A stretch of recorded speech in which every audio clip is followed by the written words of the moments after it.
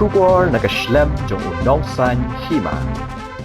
Ka kinhun yele kai jong ka Pyndengrei kala yo ban khori ka nam Lahduh ha ka Lympung yele kai Super Division ya ka bala tep kum ka Ndsa Premier League Football Tournament 2024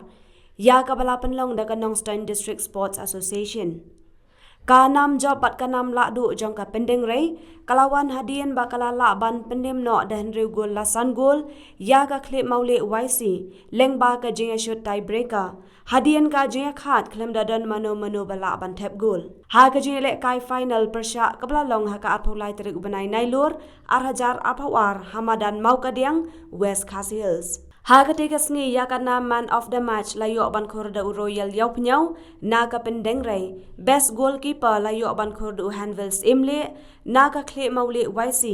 emerging players layo ban khur da rodi sandkhar na ka nong Pendeng top scorer u living nongrang na ka khle maule bat u best players layo ban khur da uleni lengdo na ka khle maule YC Shuk ha ka teka sengi u MLA ka Nongstone u ba Maximilian Bersan ulalong u Kongsan. Ha ka jingdon lang ru USP ka West Khasi Hills u ba HG Lengdo u Sordar ka Shnong Maukadiang u ba P Puwen u President ka NDSA u ba BS Karlor ba Mount Gordon Marngar ki nongkit kam ka Tournament Committee ki bala samru ye ki khusnam Shaki Artli ki kinhun kumjo ru nakabanta ki khusnam ki bakerpang.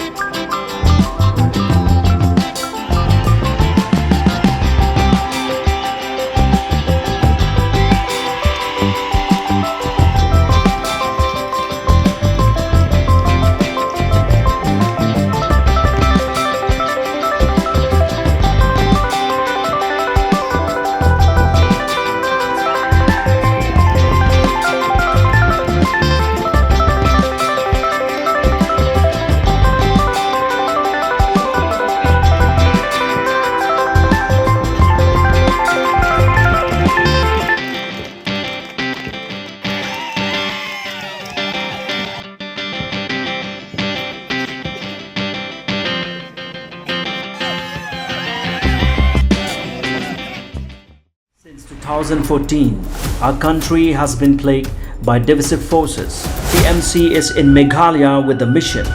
to empower the people, uphold the ethnic cultures and traditions,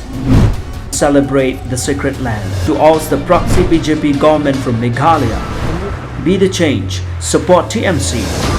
by calling on 96877 96877.